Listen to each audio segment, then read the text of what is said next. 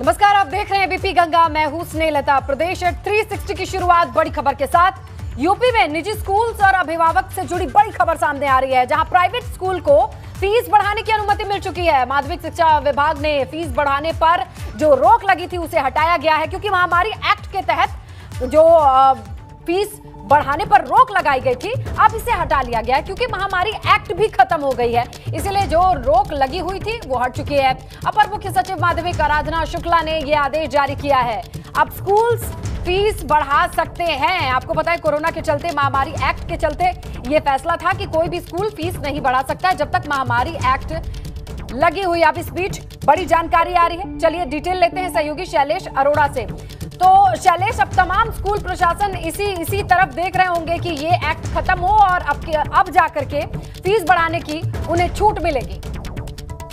बिल्कुल, देखिए, निश्चित रूप से जिस समय कोविड चल रहा था, बीच में जब लॉकडाउन का समय आया, तो उस समय प्रदेश सरकार की तरफ से स्कूलों को हिदायत दी गई कि वो इस शुल्क की वृद्धि नहीं करेंगे। लगातार 2 साल तक शुल्क वृद्धि पर रोक लगाई गई थी। लेकिन अगर बात करें तो 31 मार्च को प्रदेश में जो पैंडेमिक एक्ट चल रहा था वो खत्म हो गया, उसको आगे नहीं बढ़ाया गया है।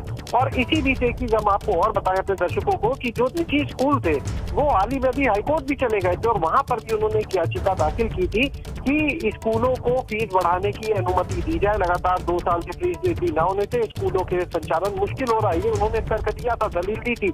और इसके बाद अब अगर हम देखें तो अभी जब पैंडेमिक एक्ट खत्म हो गया तो यही हवाला दिया गया है शासनादेश में कि अब हालात जो है, जो केसेस हैं कोविड के, वो कम हो रहे हैं, हालात बदले हैं। ऐसे में स्कूलों को फीस बढ़ाने की अनुमति दी जाती है, यानी जो रोक लगी थी फीस बढ़ाने पर उसको खत्म कर दिया गया है। हालांकि जो स्कूल अपनी फीस बढ़ाएंगे वो जो एक शिक्षा विभाग का नियम है उसके तहत बढ़ाएंगे, यानी जिसमें कि जो वर्तमान सूचकांक होता है, उपभोक्ता मूल्य सूचकांक होता है, उसको, और जो छात्रों से शुल्क लिया जा रहा था जो आधार वर्ष का, उसमें अधिकतम 5% से ज्यादा वृद्धि नहीं होनी चाहिए। जो बेस होगा इसके लिए वो 2019-20 में जो फीस रखी गई थी उसी को माना जाएगा।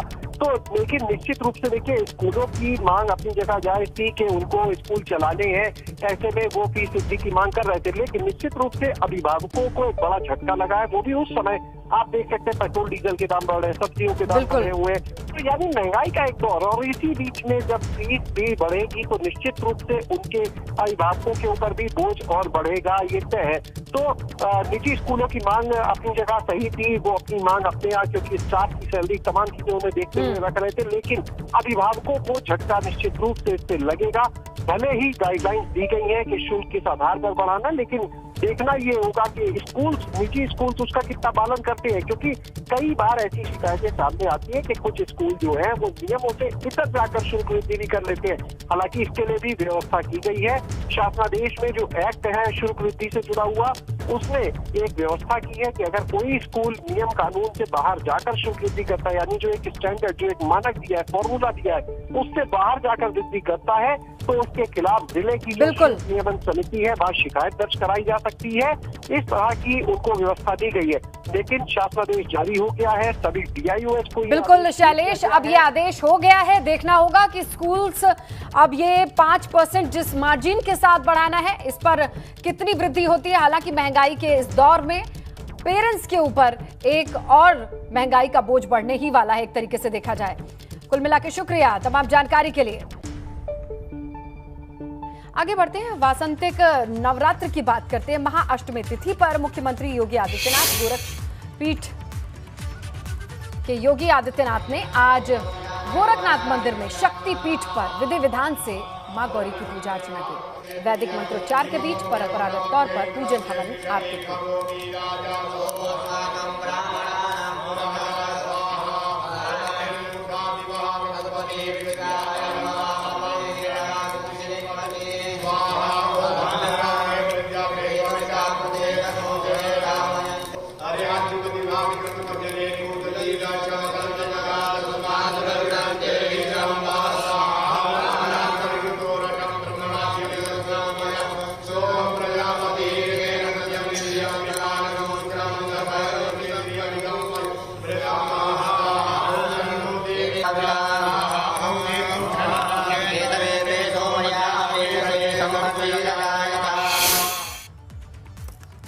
बीजेपी राज्य मुख्यालय में 11 अप्रैल से शुरू होगी मंत्रियों की प्रेस कॉन्फ्रेंस। सूत्रों के हवाले से यह खबर है, जहां मंत्री विभागीय योजनाओं और सरकार की उपलब्धियों के बारे में जानकारी देंगे। बीजेपी संगठन ने यह रणनीति बनाई है। पहले सप्ताह डिप्टी सीएम केशव प्रसाद मौर्य, ब्रजेश पाठक जानकारी देंगे। कैबिनेट मंत्री स्वतंत्र देव सिंह, जितिन प्रसाद भी प्रेस कॉन्फ्रेंस करेंगे। जितने भी विभाग की जिम्मेदारी मंत्रियों के कंधे पर है, अपने अपने विभाग से जुड़े प्रेस कॉन्फ्रेंस करके वो सारी जानकारियां साझा करेंगे। ये हर एक विभाग का लेखा जोखा होगा जो सार्वजनिक किया जाएगा। जो जरूरी जानकारी है जनता तक पहुंचनी है, हर जिम्मेदार मंत्री प्रेस कॉन्फ्रेंस करके जनता तक पहुंचाएंगे। समाजवादी पार्टी के राष्ट्रीय अध्यक्ष अखिलेश यादव और प्रगतिशील समाजवादी पार्टी के राष्ट्रीय अध्यक्ष शिवपाल यादव के बीच सब कुछ ठीक नहीं है। इसकी चर्चा तो विधानसभा चुनाव के नतीजे के बाद से ही लगातार चल रही थी, लेकिन आज शिवपाल यादव ने जो किया उससे ये स्पष्ट हो चुका है कि जल्द ही शिवपाल यादव बड़ा राजनीतिक फैसला लेने जा रहे हैं। इसका इशारा खुद शिवपाल यादव ने अपने ट्विटर हैंडल का कवर पेज बदल करके कर दिया है।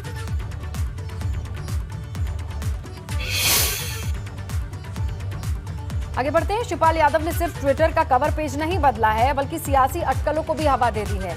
आज विधान परिषद चुनाव में वोटिंग के दौरान भी इटावा में शिवपाल यादव ने अपने 2 अलग अलग बयानों से अखिलेश यादव से बढ़ती दूरियों को इशारों में बयां किया और वहीं कोई जल्द बड़ा फैसला लेने के संकेत भी दे दिए। सुनिए मतदान से पहले और बाद में शिवपाल यादव ने क्या कहा। प्रदेश भर के नतीजे किस तरह आ रहे हैं? मुझे नहीं पता। इटावा वोट डालने जा रहे हैं, यहाँ के अब आप देख लेना, हम जा करके हम भी जा रहे वोट डालने जा रहे हैं। हाँ। नेताजी भी आए हुए हैं, इनसे मिलने जाए, आप मिल लो जा करके। इस पर अभी मुझे कुछ नहीं कहना है, बस इतना जानते हैं, देखिए बहुत जल्दी उचित समय आने वाला है। सर चेहरे पे मुस्कुराहट बहुत कुछ बयां कर रही है सर। वो घोषणा कब तक होगी, क्योंकि आप कह रहे हैं कुछ बहुत जल्दी उचित समय आएगा। क्या नवमी के बाद? सर आपने कहा था कि नवरात्र के दौरान जो है एक बड़ी घोषणा हम कर सकते हैं, बड़ी चीजें कर सकते हैं। तो बहुत जल्दी, मैंने कहा बहुत जल्दी उचित समय आने वाला है, उसका इंतजार करो। उत्तर प्रदेश की 36 विधान परिषद सीटों में से 27 सीटों पर दावेदारी कर रहे तमाम उम्मीदवारों की किस्मत का आज बैलेट बॉक्स में फैसला बंद है। 27 सीटों पर कुल 95 उम्मीदवारों ने अपनी किस्मत आजमाई है। मुकाबला सिर्फ भारतीय जनता पार्टी और समाजवादी पार्टी के बीच है, ऐसा माना जा रहा है। लेकिन 36 सीटों में 9 सीटों पर बीजेपी प्रत्याशियों की निर्विरोध निर्वाचित होने के बाद अब उच्च सदन में बीजेपी बहुमत के लिए सिर्फ 7 सीटों से दूर है। हालांकि विधान परिषद का ऊंट किस करवट बैठेगा, ये 12 अप्रैल को ही पता चलेगा।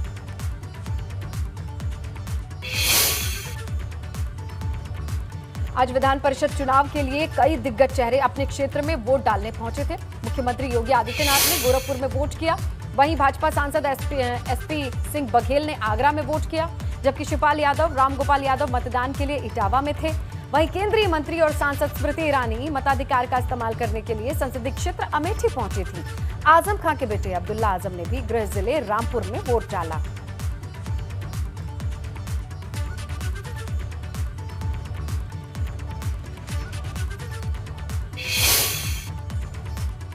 विधान परिषद चुनाव में आज यादव परिवार ने इटावा में मतदान किया। सपा प्रत्याशी को वोट देने के लिए पार्टी संरक्षक मुलायम सिंह यादव समेत केंद्र पर तमाम नेता पहुंचे, अपना वोट डाला।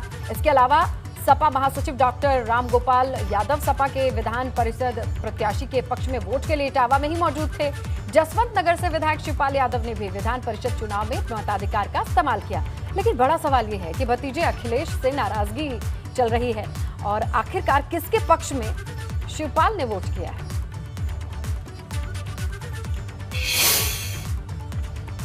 संभल से समाजवादी पार्टी के सांसद शफीकुर रहमान ने अपने काम के बजाय वक्त वक्त पर विवादित टिप्पणियों और भड़काऊ बयानों के लिए एक अलग जगह बना ली है। एक बार फिर बर्क ने वही बोला है जिसके लिए वो जाने जाते हैं।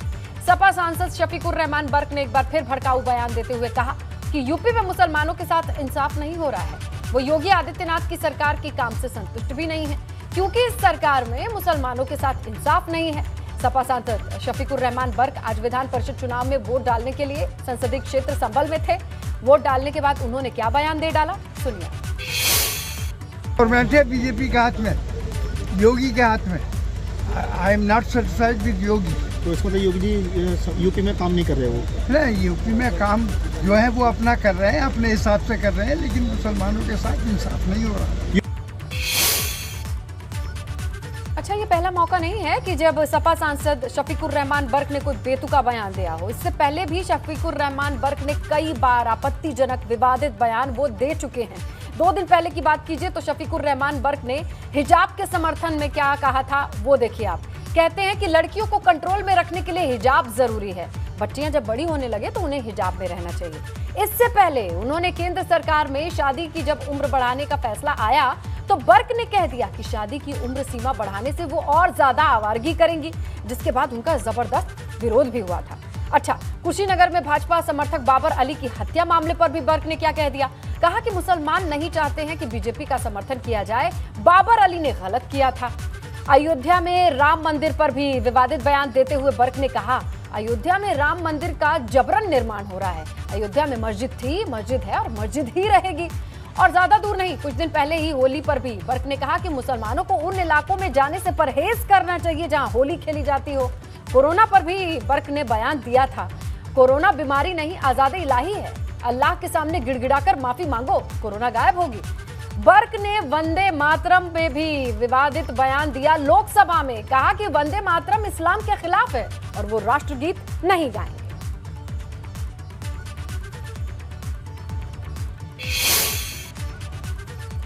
बात करते हैं राहुल गांधी की, जिन्होंने बसपा सुप्रीमो मायावती और भाजपा पर बड़ा हमला किया है। राहुल गांधी ने आरोप लगाया है कि मायावती ने विधानसभा चुनाव लड़ा ही नहीं। राहुल गांधी ने कहा कि उन्होंने मायावती को सीएम बनने का न्योता दिया था, लेकिन मायावती ने कांग्रेस से बात तक नहीं की। उन्होंने कहा कि कांशीराम ने जिन मूल्यों पर बसपा को खड़ा किया है, मायावती उन मूल्यों को नहीं बचा पाई है, ना ही उस पर चल रही हैं। राहुल गांधी ने कहा कि संस्था बगैर संविधान का कोई मतलब नहीं है। अंबेडकर जी ने संविधान बनाकर बड़ा हथियार दिया है, लेकिन आज उस हथियार का कोई मतलब रह ही नहीं गया है। Many politicians who are just interested in power, that is the only thing they're searching for. Right? सुबह उठते हैं, कहते हैं भैया सत्ता कैसे मिलेगी, रात तक मतलब वही करते हैं, फिर सो जाते हैं, फिर कहते हैं भैया अगले दिन उठ के कहते हैं सत्ता कैसे मिलेगी हैं। और आज हिंदुस्तान में भरे हुए हैं। अब उसमें मेरी एक प्रॉब्लम आ गई। अजीब सी बात है, मैं सत्ता के बीच में पैदा हुआ, बिल्कुल बीच में, और बड़ी अजीब सी बीमारी है, मुझे उसमें इंटरेस्ट ही नहीं है। अब क्यों? अब मैं आप सच्चाई बोल रहा हूं। अगर मैंने 1 रुपया लिया होता ना, मैं ये भाषण नहीं दे पाता। मैं वहां पे कोने में चुप बैठा रहता, ये भाषण नहीं दे पाता। तो पेगासस, सीबीआई, ईडी ये पॉलिटिकल सिस्टम को कंट्रोल करते हैं। कोई राजनेता, जैसे आपने देखा होगा मायावती जी ने चुनाव नहीं लड़ा,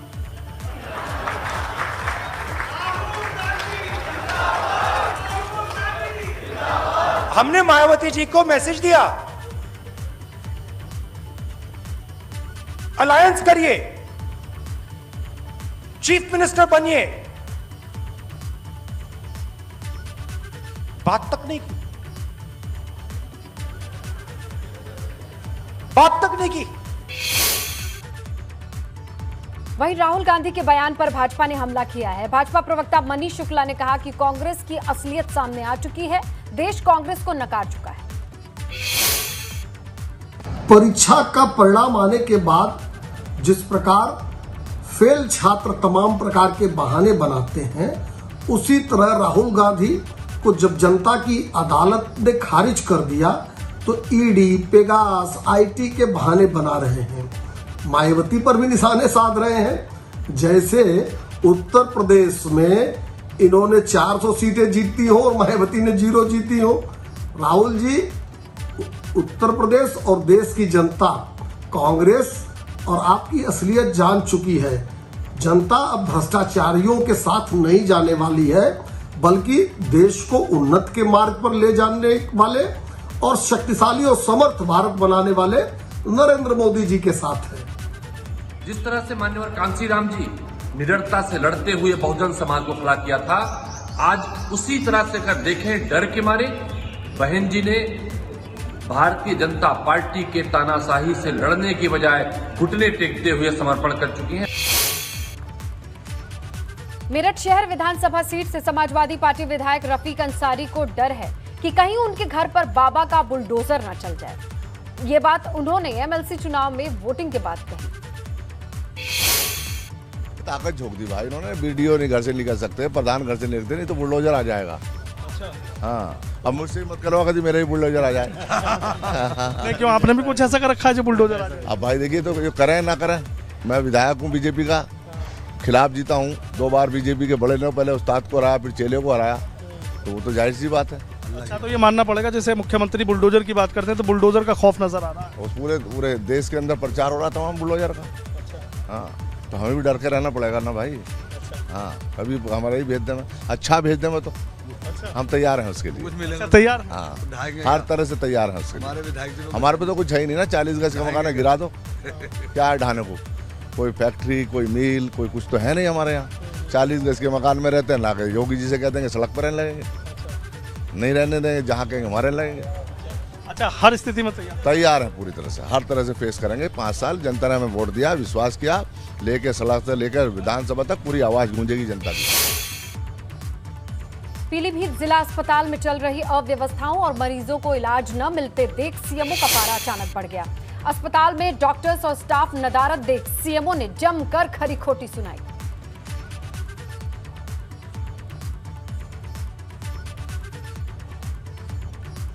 टीके तो लगते रहेंगे, दिन भर लगेंगे।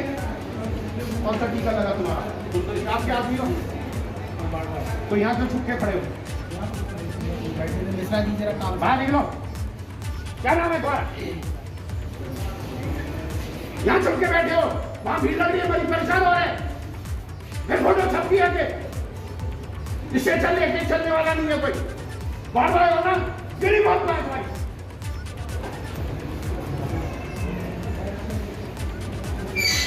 नाम नोट करो जी इनका। होली के दिनों में छुट्टी मार के चले गए थे, है ना? कितने दिन की छुट्टी पे गए हुए थे होली पे? 1 दिन नहीं थे तुम। अब आए थे यहाँ किसी वीआईपी का होना था, इसीलिए छोड़ दिया हमने तुम्हें, समझ गए? जबकि शासन के आदेश थे कि होली के टाइम पे कोई गायब नहीं होगा, और उनका फिर हम अपनी स्तर से हमें बाजार में कराना पड़ा था। इसीलिए योगी सरकार आने के बाद अपराधी खुद थाने पहुंचकर सरेंडर कर रहे हैं या पुलिस के डर के मारे भागे फिर रहे हैं। बस्ती के हरैया थाना क्षेत्र के बड़हर कला के पास मंदिर के पास से गाड़ी लूटने और छिनैती करने वाले 2 संदिग्ध आरोपियों को पुलिस मुठभेड़ के दौरान गिरफ्तार कर लिया गया।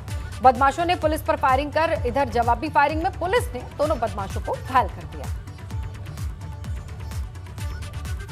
सूचना प्राप्त हुई कि एक शातिर अपराधी अपने साथी के साथ में बाइक पर देखा गया है। जब उस अपराधी का पीछा किया गया तो उसने हमारी पुलिस की टीम पर फायरिंग कर दी, जिसके संबंध में जब टीम ने घेर करके उस पर जवाबी कार्रवाई करी तो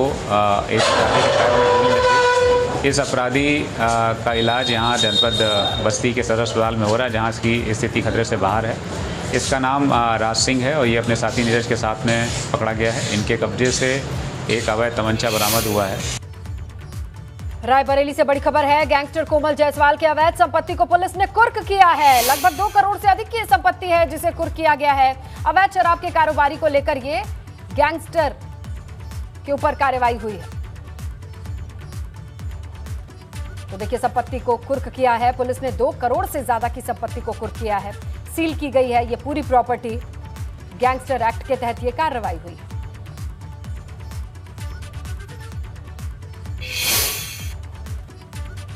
विधान परिषद चुनाव की वोटिंग के दौरान फर्रुखाबाद में सपा और भाजपा कार्यकर्ताओं के बीच मारपीट हो गई। दोनों पार्टियों के समर्थकों के बीच मारपीट की घटना से इलाके में माहौल गर्मा गया है, जिसके बाद पुलिस मौके पर मौजूद रही। मतदान केंद्र के बाहर बवाल करने वालों पर लाठियां भाजनी भी शुरू की।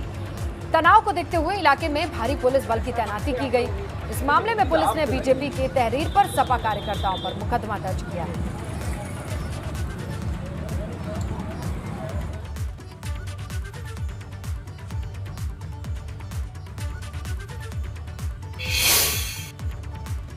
बड़ी खबर मिल रही है वाराणसी में बीपी गंगा की खबर का असर देखने को मिला है। अपार्टमेंट में आग लगने के मामले में 2 बिल्डर्स पर एफआईआर दर्ज हुई है। आपको बताएं, लापरवाही बरतने पर इन दोनों बिल्डर्स पर मुकदमा दर्ज हुआ है। अपार्टमेंट में आग की खबर रिहायशी इलाके में पॉश कॉलोनी में एक अपार्टमेंट की 4थी मंजिल पर आग की खबर दिखाई। प्रमुखता से खबर दिखाने के बाद अब इस पूरे मामले पर एक्शन लिया गया है। बिल्डर पर एफआईआर की गई है। लापरवाही बरतने के मामले में 2 बिल्डर पर एफआईआर दर्ज हो गई है। नोएडा के चर्चित सुपरटेक एमरल्ड कोर्ट को जमींदोज करने का काउंटडाउन शुरू हो गया है। 22 मई को इन दोनों ट्विन टावर्स को डायनामाइट से धराशायी किया जाना है, लेकिन उससे पहले कल इमारत में टेस्ट ब्लास्ट किया जाना है, जिसके लिए तैयारियां पूरी हैं। पूरी इमारत को सुरक्षा के घेरे में ले लिया गया है। कल सुपरटेक एमरल्ड कोर्ट के 16 नंबर टावर में टेस्ट ब्लास्ट किया जाएगा। इसके लिए 4 घंटे पहले आसपास की सोसाइटी के लोगों की खिड़की बालकनी में ना जाने के निर्देश दिए जा चुके हैं। आपको बताएं कि नियमों को ताक पर रखकर बनाए गए सुपरटेक एमरल्ड कोर्ट को सुप्रीम कोर्ट ने ढहाने का आदेश दिया है। इसके लिए नोएडा प्रशासन ने तैयारियां तेज कर दी हैं।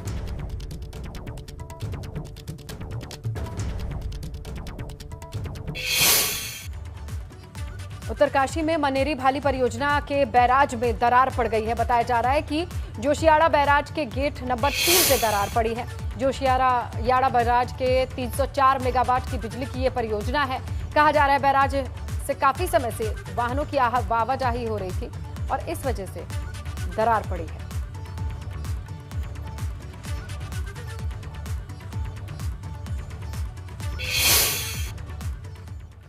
रुद्रपुर में विधानसभा चुनाव के दौरान रंजिश के लिए 2 गुट आपस में भिड़ते दिखाई दिए थे और आरोप है कि एक गुट के लोगों ने दूसरे गुट के लोगों के साथ मारपीट की है।